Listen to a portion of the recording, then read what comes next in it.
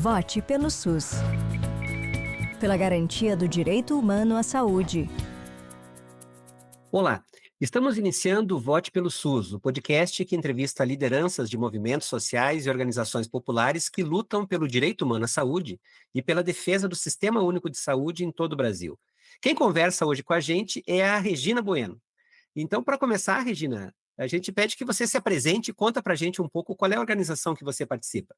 Olá, bom dia, boa tarde, boa noite, a hora que você for escutar esse podcast, maravilhoso, né? Agradeço, antes de mais nada, o convite. Eu sou Regina Bueno, eu sou da Articulação Nacional de Luta contra a AIDS, estou, nesse momento, com a ANAIDS, que é uma articulação onde efetivamente aglutina as diferentes ações de movimento social de luta contra a AIDS do Brasil, contribuindo no seu fortalecimento, na sua agilidade e na resolutividade dos problemas totalmente linkados ao HIV e AIDS e, obviamente, as comorbidades e as diversas co-infecções que redundam de um não tratamento a esse agravo, a essa patologia. E estamos no Fórum DH Saúde, porque falar de saúde é falar, primeiramente, do direito humano de todas as pessoas a terem acesso e acesso equitativo de acordo com a necessidade de cada pessoa, do que ela vai buscar dentro do sistema, até porque é uma pactuação que não é de hoje, né? Temos a Alma-Ata, temos a própria Declaração Universal da ONU, depois da Segunda Guerra Mundial, onde o direito humano é um direito que deve ser respeitado, principalmente pela função da dignidade da pessoa humana. A pessoa humana precisa ter esse espaço, e nós, da ANAIDS, temos um espaço específico na área de direitos humanos em saúde, razão pela qual estamos congregando com outras instituições o Fórum DH Saúde. Como é que funciona um pouco a atuação da ANAIDS hoje? Nós temos no Brasil todo, nós temos redes, nós temos fóruns, a maior parte é fórum de ONG AIDS do Rio Grande do Sul, fórum de ONG AIDS do Norte, fórum de ONG AIDS da Paraíba, fórum de ONG AIDS de Recife, temos lideranças comunitárias que se congregam também nessa articulação, temos mulheres vivendo com HIV que também se congregam nessa população, jovens vivendo com HIV, então, assim, é uma série de formas diferenciadas, são congregações que já estão estabelecidas nos estados e nas regiões, nas 5 regiões do país, que conversam, que congregam e que lutam em conjunto para uma pauta específica, que é a pauta do HIV, AIDS, as comorbidades e as suas co-infecções, como, por exemplo, a tuberculose, que também é muito próxima do HIV, até em função de que é a patologia que mais as pessoas têm vindo a óbito na comorbidade entre as duas patologias. Então, é nesse campo, que é um campo muito grande, que a gente tenta, obviamente, construir redes mais sólidas através da Articulação Nacional de Luta contra a AIDS. Essa articulação, a temática da saúde está diretamente ligada ao dia a dia, né, da análise, porque são vários elementos assim que são cruciais para a manutenção da saúde das pessoas, né? Assim como uma articulação que exatamente faz essa conexão entre várias ações que acontecem nos territórios, né, dos estados. Quais são assim, os principais desafios que você percebe hoje para o trabalho da defesa assim, da saúde da população como um todo? Olha, eu vejo que existem 3 pilares que são fundamentais e, inclusive, um autor da Fiocruz, do Pense Bem, ele diz o seguinte, que são 3 pilares que a gente deve ter muito ao falar, por exemplo, de um assunto que permeia a saúde absurdamente, que se chama os determinantes sociais. E essas determinantes sociais, a gente já luta por elas muito antes da Constituição, quando na 8ª Conferência Nacional de Saúde foi dito que saúde era casa, era trabalho, era lazer, principalmente o respeito ao outro e a outra e a outras, é o acesso, saneamento, é ter o que comer. Como é que, se falta um desses itens que eu acabei de dizer como pilar, como é que eu vou ter efetivamente a saúde que tanto se espera, que seja integral. Saúde não é sinônimo de doença, saúde é sinônimo de qualidade de vida. E qualidade de vida permeiam totalmente as determinantes sociais.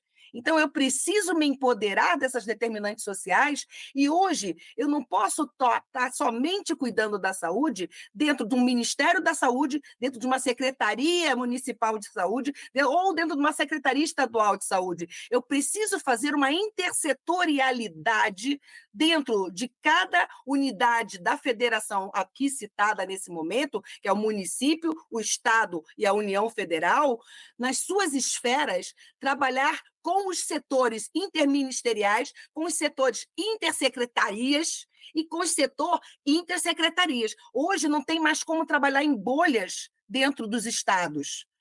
Nós precisamos estar intersetorializados entre direitos humanos e saúde, direitos humanos, assistência social, serviço social, direitos humanos, urbanização da cidade, direitos humanos, mulheres, direitos humanos, criança e adolescente. Eu preciso saber que direitos humanos, ciclos de vida, pessoas, idadismo.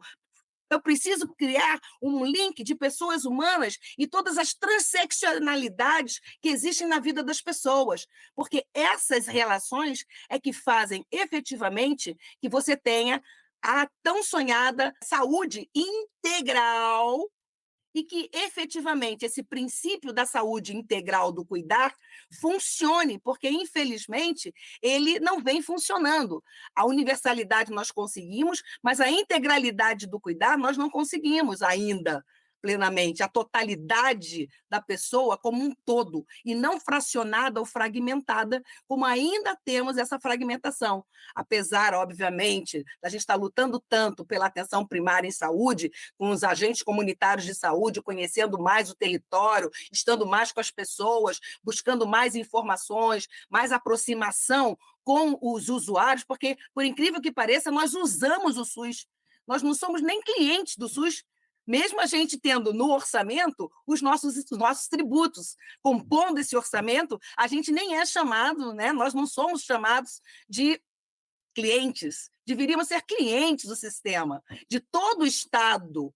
O Estado tem que cuidar do seu cliente. Quem é o cliente? Não é o que paga, não é o que contribui, somos nós. Então, a gente não usa o SUS. Nós queremos ser clientes do SUS, porque eu acho que é assim que a gente deveria tratar. Então, o SUS não é só doença, é muito mais. E aí a gente precisa voltar a 86 e agora voltando fortemente como chamado de determinantes sociais. E quem cuida desses determinantes sociais? Quem deve cuidar desses determinantes sociais? Quem deve cobrá-los? A participação comunitária, o controle social. E aí a gente tem, né, no artigo 198, inciso 3º, o controle social fazendo esse papel de pressionar, de fomentar, de criar e, acima de tudo, de monitorar as ações públicas que são instadas ou aquelas mesmo que a gente quer que sejam criadas. Porque em cada conferência municipal de saúde, conferência estadual de saúde e conferência nacional de saúde, nós buscamos ali, e agora temos até maravilhosamente as conferências livres nacionais, que estão trazendo mais subsídios para incorporar esses relatórios dessas conferências, indicando aos governos o que efetivamente o povo quer e como ele espera que seja tratado. Eu acho que é determinante social, saúde e equidade com acesso é bingo. Todos esses conceitos que a gente fala também são coisas que vêm sendo refletidas, discutidas, debatidas, construídas há bastante tempo. Mas há um desafio também que é de levar esses conceitos, esse entendimento para a população como um todo, né? Para que as pessoas também, num todo, entendam o que, quando a gente fala de saúde pública, o que a gente está falando, quando a gente fala de sistema único de saúde, o que a gente está falando do sistema. Muita gente ainda diz que não é usuário do SUS, né? Não tem a compreensão de que o sistema único de saúde está em muitos outros lugares além da porta do hospital, do atendimento ali, né? Como é que tu acha que as organizações sociais, elas podem contribuir para que a população entenda melhor o que é o Sistema Único de Saúde, o que é uma política pública? Qual é o nosso papel enquanto organização social também nessa disseminação desse entendimento? Bom, nós precisamos realmente estar mais próximos da população para que a população tenha um entendimento muito mais amplo do que, na verdade, é o Sistema Único de Saúde. É um sistema cujo qual, no passado, quem não tinha sofreu muito, porque só tinha os institutos que quem tinha é carteira assinada.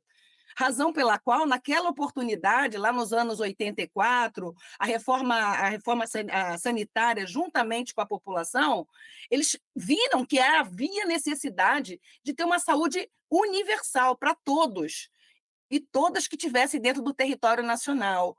Mas é impressionante como a forma que o sistema foi se lapidando e se forjando fez com que desse alguns conceitos extremamente negativos com relação ao Sistema Único de Saúde e a limitação do entendimento da sociedade, da população, de que é esse Sistema Único de Saúde.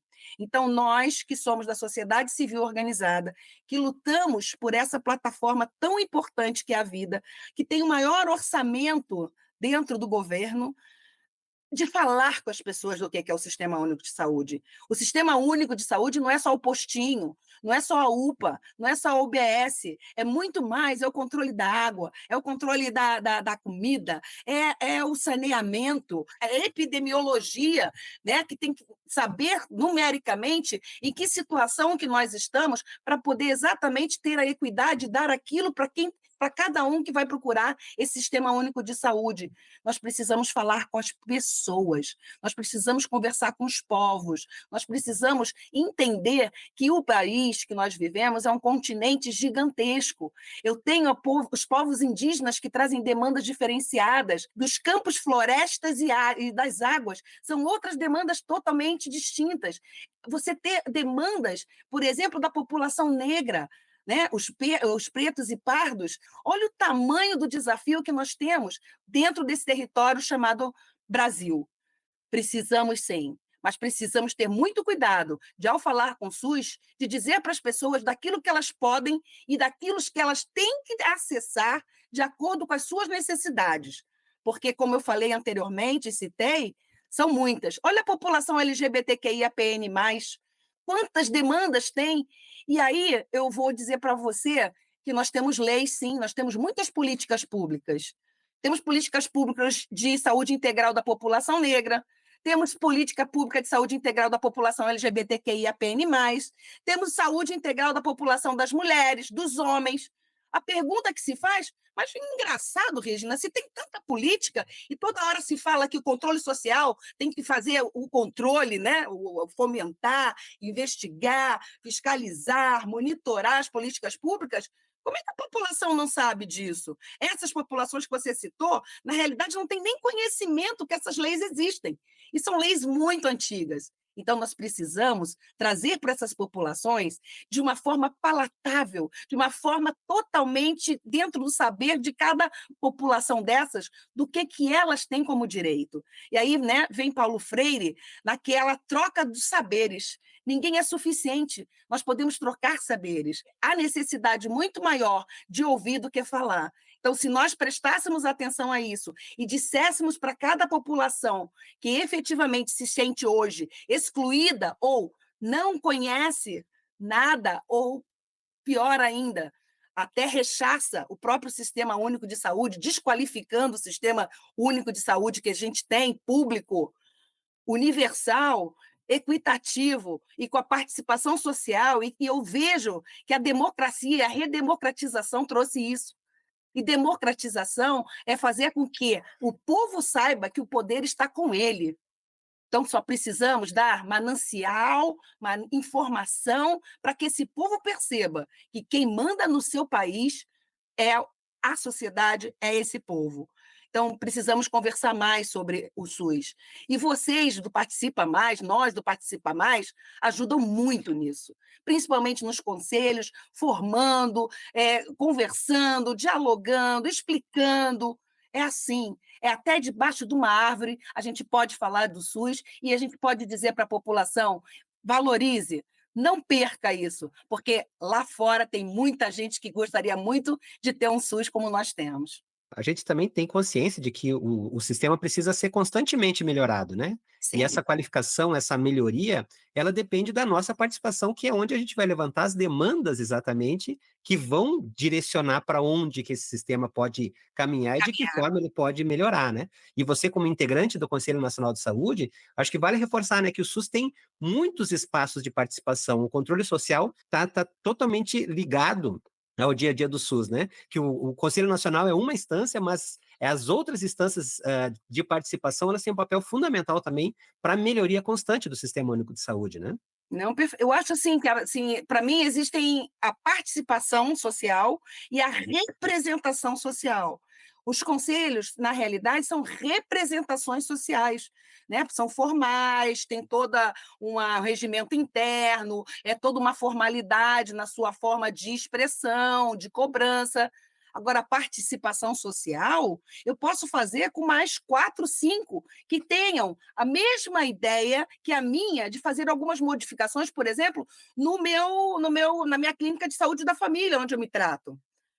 Então, ali eu tenho o quê? Eu tenho um conselho que não é formal, mas é uma participação que eu junto com as outras pessoas que estão no meu território para conversar sobre o meu posto, o que está faltando, o que não está legal, e até mesmo para elogiar. Porque, por exemplo, eu estou cansada de elogiar todo mês, que nós temos reunião, né? Que é, a gente chama aqui de conselho gestor, mas na realidade não é conselho gestor, é conselho local, porque não tem formalidade nenhuma, é só ouvir a população dentro daquela circunscrição territorial. Então, ali a gente sabe o que a gente quer mais ainda. O que a gente espera do nosso postinho? O que a gente espera da nossa UBS? O que a gente espera da nossa clínica de saúde da família? E aí eu estou falando aqui esses nomes todos, porque tudo isso é atenção primária. E muitas das vezes a gente nem essas siglas a gente sabe o que é. Muitas das vezes as pessoas não sabem qual é a diferença da UPA, por exemplo, para o postinho. O que é, quando que eu vou no SER, que é o Centro de Emergência Regional? Qual a diferença de emergência? Uma UPA, por exemplo, Unidade de Pronto Atendimento. Quando é que eu vou numa e quando é que eu vou na outra? Quer dizer, nem a porta de entrada nós sabemos corretamente aonde vamos quando estamos com algum sinal ou sintoma que não está sendo agradável fisicamente, a gente não sabe nem distinguir o que é urgente e o que é emergente, o que é emergência. Então, assim, são coisas que a gente precisa começar a falar com a população. A população, ela não conhece os fluxos e os itinerários terapêuticos. Ela vai aonde ela é bem atendida. Essa é que é verdade. No posto que você é bem atendido, você volta. E aí você vai procurar a Dona Maria, o seu João, que sempre lhe tratou bem, que sempre lhe deu um sorriso quando chegou, você chegava doente ou com algum problema. Estava lá a Dona Maria, o seu João, vamos lá, deixa eu levar o senhor até tal lugar. Nós estamos com um etarismo, né? Com pessoas bastante idosas na nossa cadeia de ciclo de vida, aumentando barbaramente, e eu moro no Rio de Janeiro, moro num bairro que é um dos bairros que tem mais pessoas idosas da América Latina, que é Copacabana. Então, aqui, principalmente, tem que ter pessoas que saibam lidar com as pessoas acima de 60 anos, porque cada vez mais vamos ter mais pessoas com acima de 60 anos. Mas eu preciso saber todas essas letrinhas, né, de códigos que existem no sistema, eu preciso que eu me aproprie dele para que eu possa, na hora que eu necessitar, saber onde é que eu vou procurar e procurar o lugar certo. Então, olha quantas coisas, né, Marcelo, que a gente ainda precisa trazer para baixo, trazer para o nosso pé, no nosso, eu chamo de chão de fábrica, né?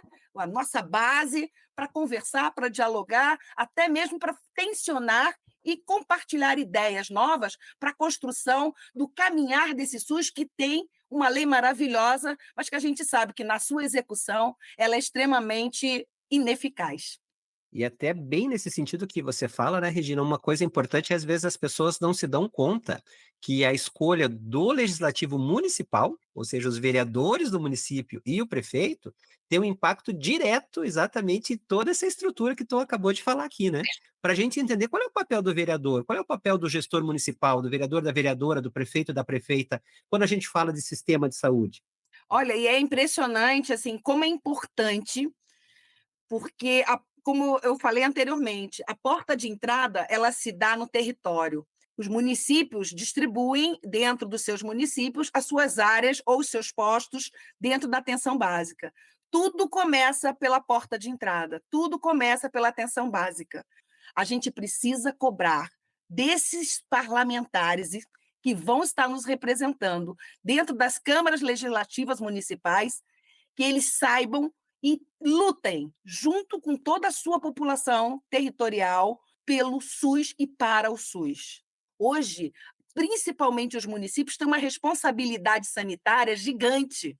Vamos cobrar dos nossos futuros legisladores que eles tenham na sua pauta, no seu plano de ação, naquilo que eles querem implementar daqui durante 4 anos, que a primeira seja a saúde, a manutenção da saúde, o comprometimento no apoio à saúde pública daquele município, principalmente porque ali é a porta de entrada. Se eu vedo a porta de entrada direitinho, a água não entra.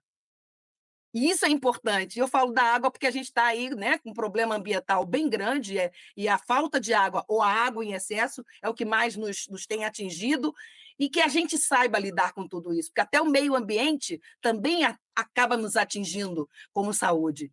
É aquilo que tu falava antes, né, da participação, da representação.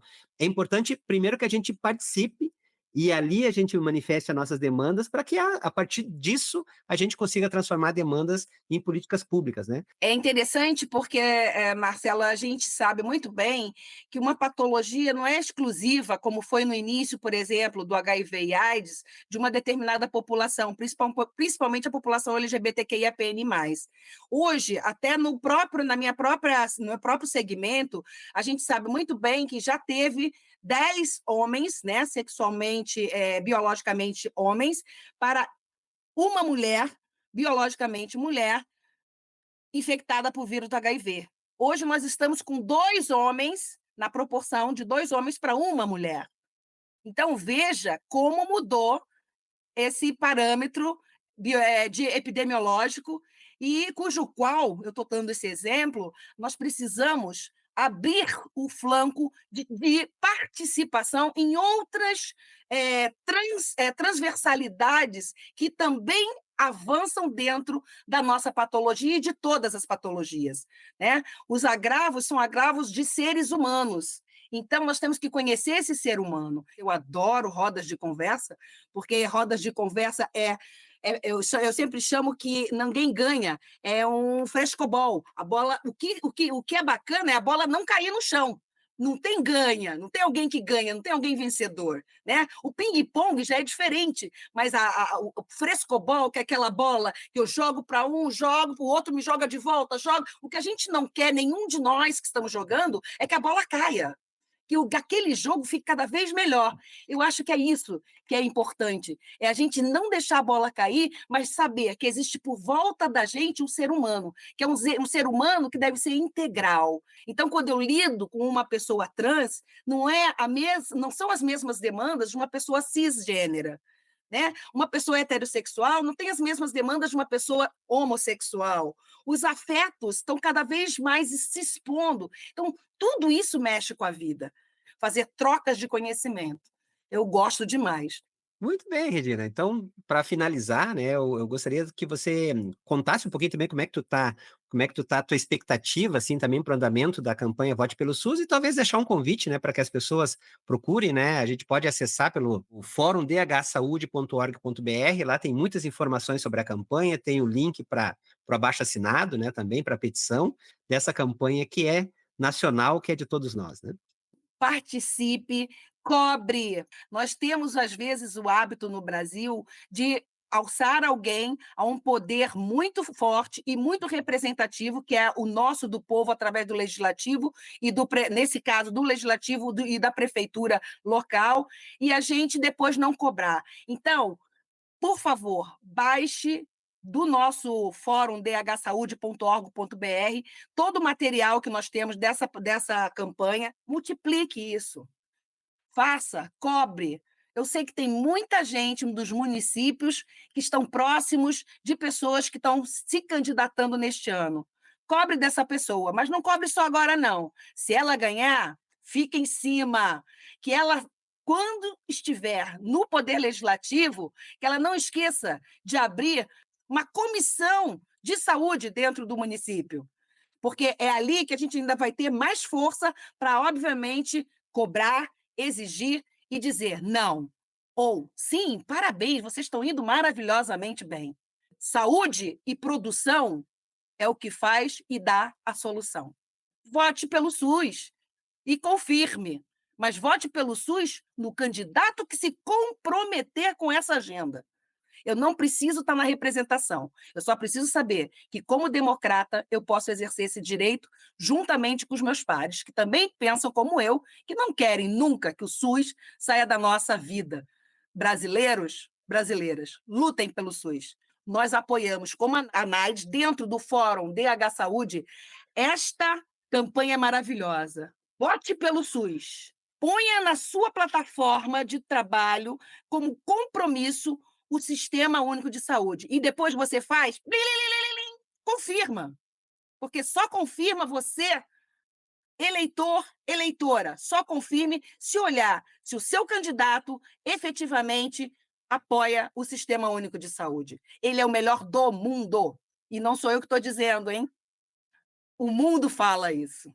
Que nós somos extremamente corajosos, ousados e, principalmente, a gente sabe o que a gente quer. Então, vamos lá? Vamos votar? Pelo SUS? Confirme. Blim! Fórum DH Saúde. Então, chegamos ao final desse episódio do Vote pelo SUS. A gente agradece, sim, a Regina por compartilhar suas experiências com a gente e reforçamos que a nossa participação, né, como você acabou de dizer, e o nosso engajamento são fundamentais para fortalecer e para melhorar o Sistema Único de Saúde. Então, muito obrigado e até o próximo episódio. Muito obrigado, Marcelo, e vamos firme que a gente vai ganhar. O SUS é que ganha. Você acompanhou o podcast Vote pelo SUS, um programa do Fórum Direito Humano à Saúde. Acesse o site forumdhsaúde.org.br e conheça mais sobre as organizações que fazem parte do Fórum e nossas propostas para fortalecer o compromisso com o SUS nestas eleições.